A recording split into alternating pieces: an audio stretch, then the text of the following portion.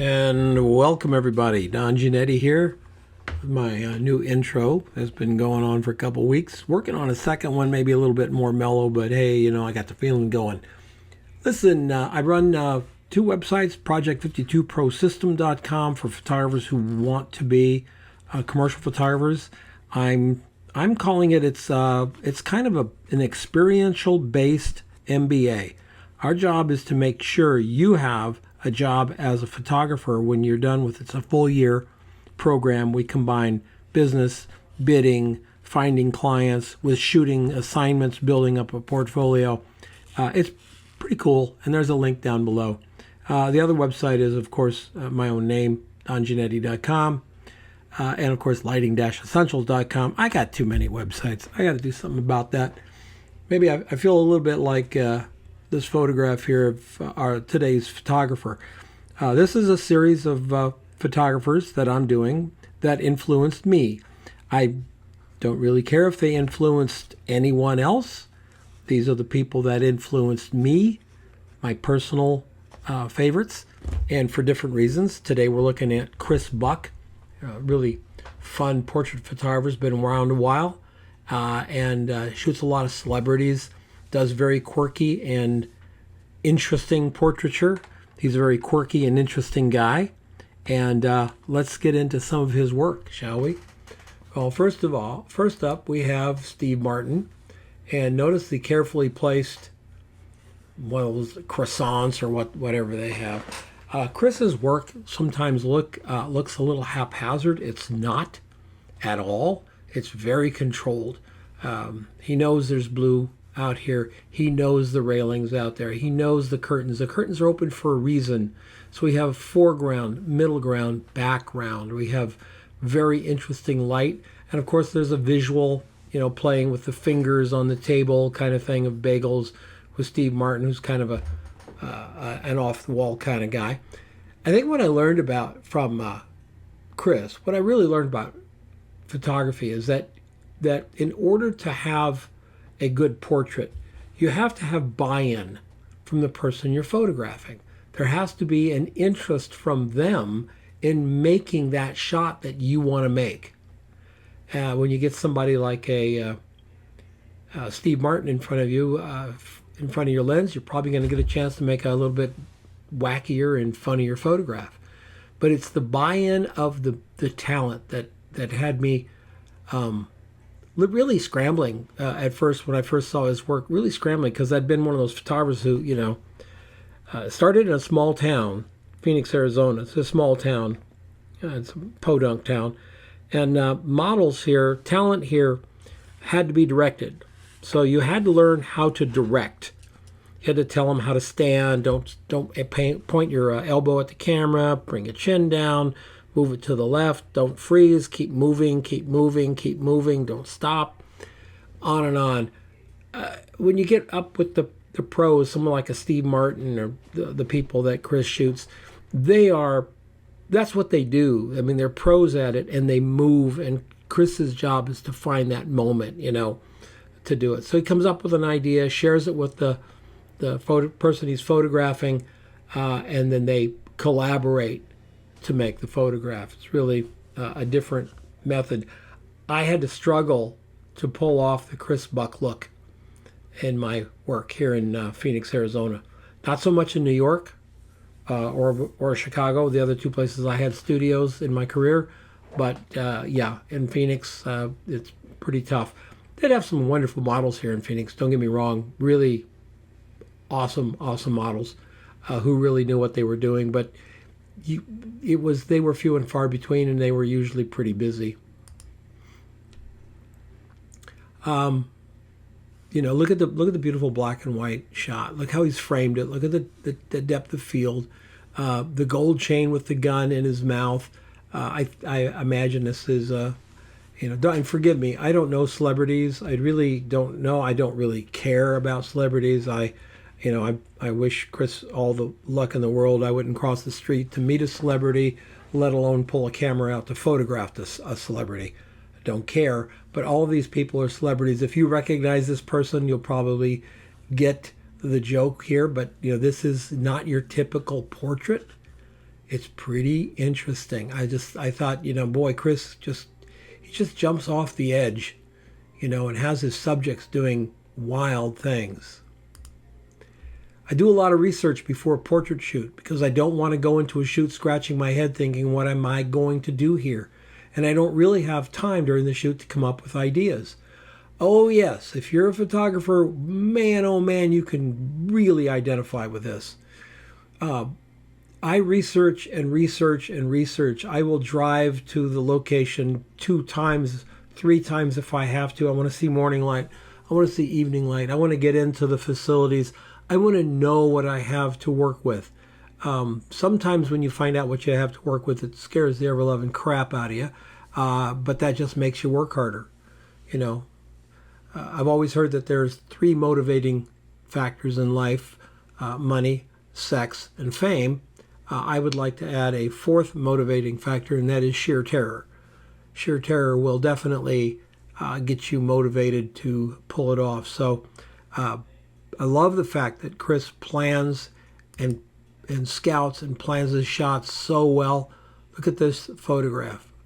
Talk about space. Now, if you saw my Creative Live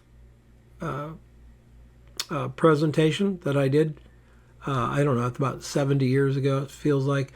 If you saw that, you saw me do something very similar to this.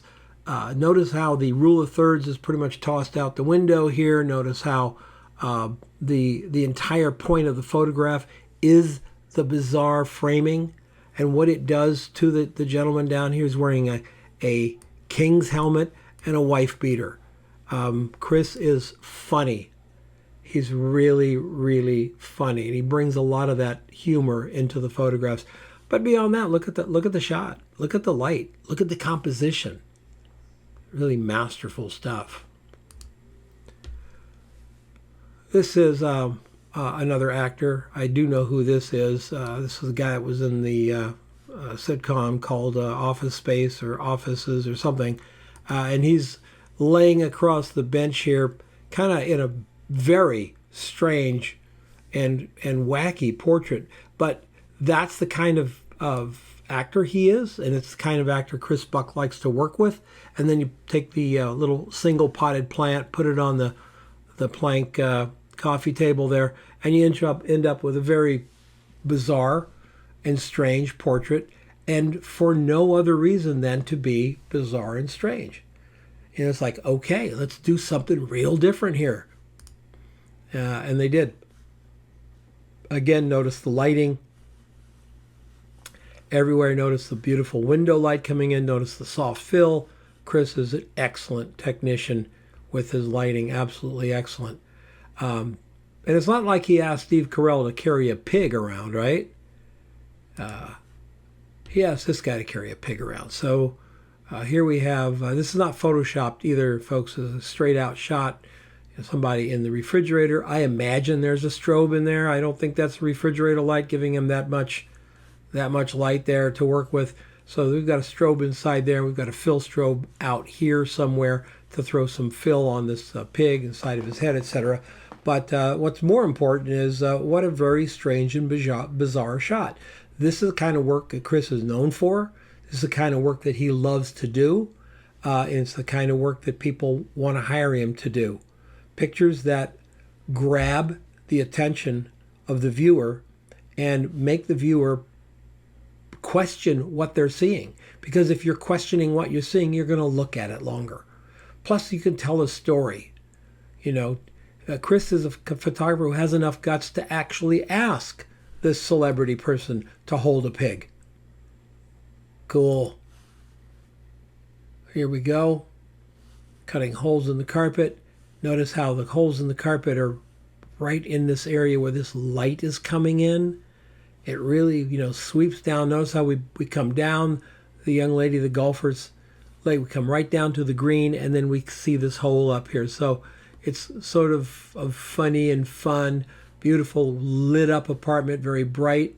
And this light coming in here from the sun could be real, could be a strobe. Don't know. It's not Photoshop. It's not Photoshop. It's created. Really fun shot. How they did this, I don't know. Maybe this is Photoshop. Maybe the dog just jumps in the air. I really don't think Chris had this guy kick the dog. The dog might be jumping in the air to catch frisbee or what have you, but it's that excellent timing and that sense of playfulness here that Chris is so well known for. So telling a story, making you stop, making you laugh, making you be concerned, that's all part of what he does as an editorial portrait photographer. This was from I believe it's a story he did on race. And, only Chris could see a wall of Barbies here with this young lady standing in front of it. I mean, it's just really a fascinating photograph. How he got the cat to do this, I don't know, but they did, so what the heck. High-fiving the cat. It's a funny, quirky, strange, bizarre photograph, and it's a lot of fun. And I think that's the whole point of a Chris Callis portrait. Have a lot of fun. Let us see something a little bit different. Invite us in to the in crowd, so to speak. We get to see them having fun. It's not a staged, serious kind of photograph. It's really, really interesting, and it's really fun. Here we have another, making a statement. Here we have the maid and the woman and the dog and the flowers, and everything is set up to be, either she's a celebrity or she's a celebrity or both are the celebrities. Maybe it's the dog. Maybe the dog's the celebrity. I don't know. I don't care. It's just a really great photograph. I love the light. I love the action here, pouring the tea in this. I love the fact that I don't know what's going on here. I love the fact that it is a photograph that just kind of reaches out and grabs you. If you're doing a portrait, notice how everything is just perfectly done, from the wardrobe, the gold, all the white and gray in the maid's outfit, all the white in through here, and notice how the models, the two subjects really stand out from the background because of that. It's really, really well done. And here we have, I believe this was a politician in the water here. Actually in the water. It's, Chris, like I said, it's not Photoshop. It's, can you jump in this ice thing here, Mr. Politician person? And the person said, oh yeah, what the hell, let's jump in the ice cold water.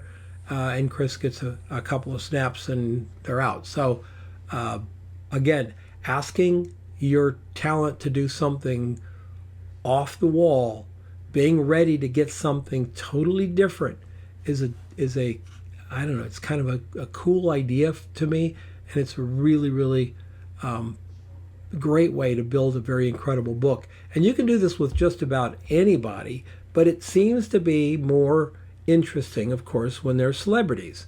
A great portrait of your next door neighbor is a great portrait of your next door neighbor, but if it's a great portrait of your next door neighbor and they happen to be a B movie actress, then everybody goes gaga over it. Not everybody, not me, but a lot of people do. I am very much enamored with how Chris photographs, less enamored with who he photographs. Here's the idea I had for William Shatner, he says, in the living room wearing a bathing suit dripping on the carpet. I told him that idea and he was like, that's the worst idea I've ever heard. So I shot a picture of him getting arrested and crossed getting arrested off my list. Chris has a list of ideas that he wants to do with celebrities. And so dripping on the carpet was left on the list and getting arrested was off the list. And of course, here's William Shatner getting arrested for a shot for Chris Buck for editorial use. So Chris Buck, great photographer, really influential to me, really opened my eyes to what portraiture could be. And even though it was hard to get clients in Phoenix to understand, to be interested in this kind of portraiture, I can tell you that Phoenix Magazine and Phoenix Home and Garden, and those folks, they were not interested in this stuff at all. They wanted the most boring kind of provincial stuff that you could do. Yeah, it's not their fault. It's where they're from. And Chris Buck, ladies and gentlemen, be so good they can't ignore you. And I'll see you next time. Hey, if you like this, just hit the like button. I'm not going to ask people to subscribe anymore. I'm tired of doing that. Subscribe or don't, I don't care. But if you liked it, hit the like button.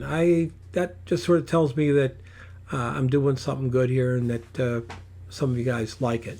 If you don't like it, hit the don't like button. Or even better, if you don't like it, why don't you go down to Circle K and get an ice cream cone and don't hit any buttons. I'll see you next time, everybody. Take care. Bye.